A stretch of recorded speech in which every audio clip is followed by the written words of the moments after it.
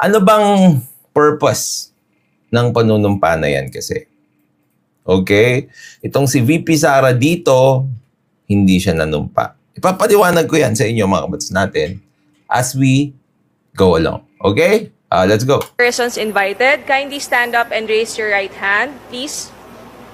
Nakita nyo dito yung sinabi niya. To all the resource persons invited, kindly stand up and raise your right hand, please. To all the resource persons invited, kindly stand up and raise your hand, please. Okay? Merong rules. My house rules. Yun yung aabangan natin mamaya. Okay? At ipapaliwanag ko yan sa inyo. Representatives and resource persons from the Office of the Vice President, COA, and DBM po. Thank you, ma'am. Mr. Chair? Yes, the Honorable Vice When you President. sent a letter to the Office of the Vice President, you attached a copy of the rules Okay. in aid of legislation? Yes po. Yes, sir. Nakalagay po doon na witnesses lang po ang ino-oath. Sabi niyo po ngayon sa amin, resource persons kami. Tama yun, di ba? Tama. Di ba? Nakita nyo naman kasi, resource person sila. Yan din ang lagi kong sinasabi eh. Di ba? Why do you harass these resource persons? Resource person yung mga yan eh. Ngayon, pag resource person ka kasi, usually pinanggagalingan ka ng kaalaman. Knowledge. Di ba? And the mind is frailty. Tama? Ako nga, nakakalimot din ako. Kayo, nakakalimot din kayo. Minsan, mali rin yung nasasabi ko kahit pangalan. Di ba? There's a huge difference between being a resource person and a witness. Kasi pag resource person ka, you can testify according to matters that are not based on your personal knowledge. So, like for example, if you are experts or you are holding a particular position in the government. Di ba? If you are a witness, the term witness itself is different from being a resource person. Pag witness ka, ibig sabihin, sarili mong experience. And sarili mo lang na experience, yung itetestigo mo. Gets nyo? Kaya nga diba, sabi ni, pangalan nun, nakalimutan ko na. Yung 5 common senses. Di ba? Common senses. And then, baka i-crop nila ito. If you are a witness, kaya nga witness eh. Di ba? Nakita mo, narinig mo, naramdaman mo, natikman mo.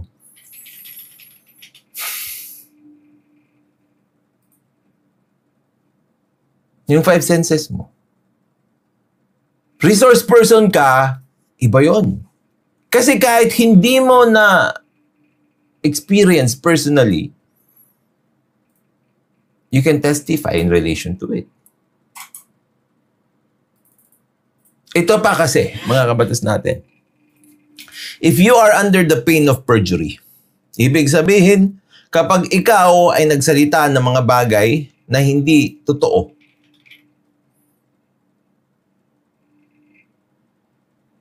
pwede kang makasuhan. Isang paraan din yan, mga kabatas natin, para malimitahan yung mga tao sa pagsasalita ng mga bagay na hindi base sa kanilang sariling eksperyensya. Diba? So, tama naman yung sinabi niya.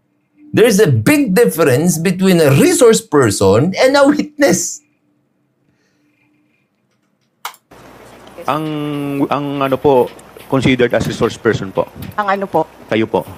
Kaya nga po. Yes po. Lahat po ino-oath po. Yes. Apo. Nakalagay po sa rules ninyo, witnesses. Nakalagay po dito ngayon sa table, resource persons. Totoo yan actually. I agree with her here.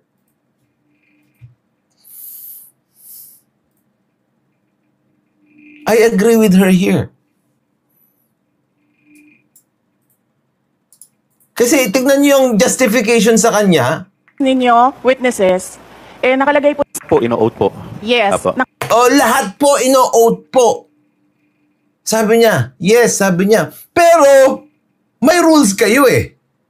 'Di ba? Isa rin yung, alam nyo, I'm very happy now sa nangyayari kapag nagsaside sila in contempt, nagpapa-show cause order na sila. 'Di ba yan yung pinaglalaban ko noon? Well, malamang nanonood sila ng batas natin.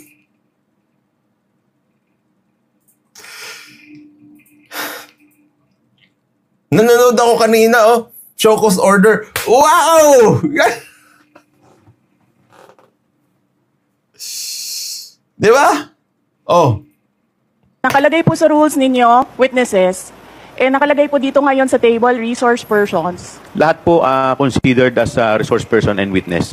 Lahat po naman kayo, lahat resource person pa eh. Wala pa naman po tayong tinatawag na, lahat po considered as resource person pa naman po. Right. So ibig sabihin hindi sila mag-o-oath.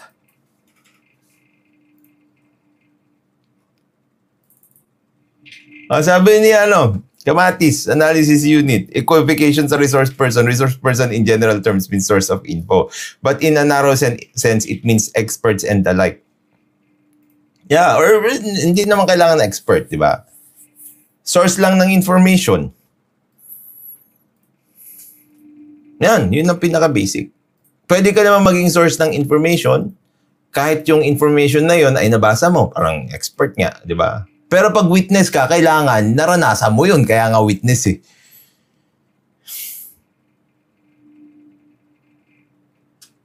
Di ba? Hindi pwede yung tradition. Yun nga yung ginagawa natin dito sa batas natin. Tignan nyo. Sobrang tagal na nagko-contempt sila sa Senate. Di ba? Sobrang tagal na nagko-contempt sila sa Senate. Ngayon lang nila naisipan na mag-issue ng mga show cause orders. Why? Because we're trying to help them. Kaya pag galit kayo sa akin, why? I'm trying to help them.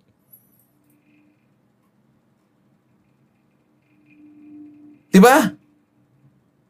I'm trying to help them. Opo, ang nasa rules ninyo, witnesses lang po ang nag-o-oath. Wala po kayong rules sa resource persons.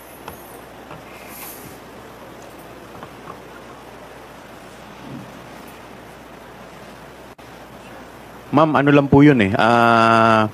Yung term lang po yun eh. Pero considered as a resource person din po kayo eh. Yes, sir. Kaya ngayon, hindi mo naman kasi maintindihan yung argumento ni BP Sara. Ang argumento niya, resource person nga siya. Wala naman siyang question doon. Pero ang kine-question lang niya, bakit siya mag-oath, resource person naman siya at hindi siya witness. Alam niyo, mas broad kasi, although parehong source ng information, ang resource person tsaka witness ha, pero mas broad ang isang resource person. Ang witness, mas narrow yun. Kasi kailangan personal experience mo yung ikikwento mo. Otherwise, hindi ka considered witness. Unless expert witness ka. Diba? Unless expert witness ka. Pero dito, syempre, hindi naman siya expert witness. So, hindi naman yun yung pag-uusapan dyan. Resource persons nga po Kayo, nakalagay witness dito. din po at saka resource person po. Hindi niyo po sinabi na witness ako. Sinabi niyo po dito ngayon, resource persons. Ang nakalagay po sa rules ninyo, witness. Comsec, ano po yung pinadala po ninyo? Yun pong rules.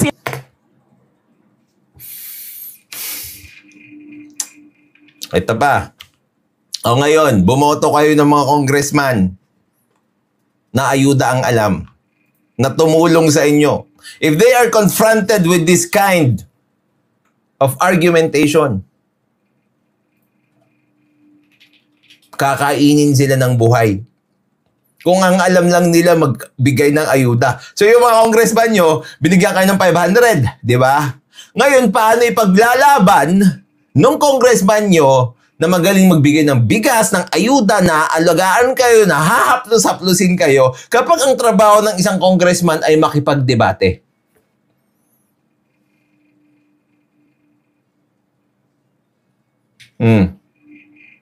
These are valid arguments. Diba? These are valid arguments. Who will say otherwise? Tama, ang witness ay isa ring resource person pero hindi siya witness. Kung tulad ng sinabi ko sa inyo na there is a big difference between the right to remain silent and invoking your right against self-incrimination. Diba? Well, ito kasi, tinawag ako sa UNTV, nagpaliwanag ako tungkol dyan. No? Ang right to remain silent, mas malawak yan. Kasi kahit hindi incriminating yung tanong sa'yo, pwedeng wag kang sumagot. Kasi right to remain silent yan eh. Ano ibig sabihin yan? Kunwari, ang tanong sa'yo, kumain ka na ba? Sagutin mo, I invoke my right to remain silent. Pasok yun. Kasi nga, yung karapatan mo para manahimik yung iyong ini-invoke. Ngayon, tinanong ka ulit, kumain ka na ba? I invoke my right against self-incrimination. Pasok ba? Hindi. Kasi hindi naman pwede na maging incriminating pag sinabi mong, oo, kumain na ako, o hindi pa ako kumain. Nagets nyo? Parang ganon din yung difference dito. Diba? Pag witness ka, mas maliit yung scope nun. Mas specific yun. Mas generic ang isang resource person. Diba?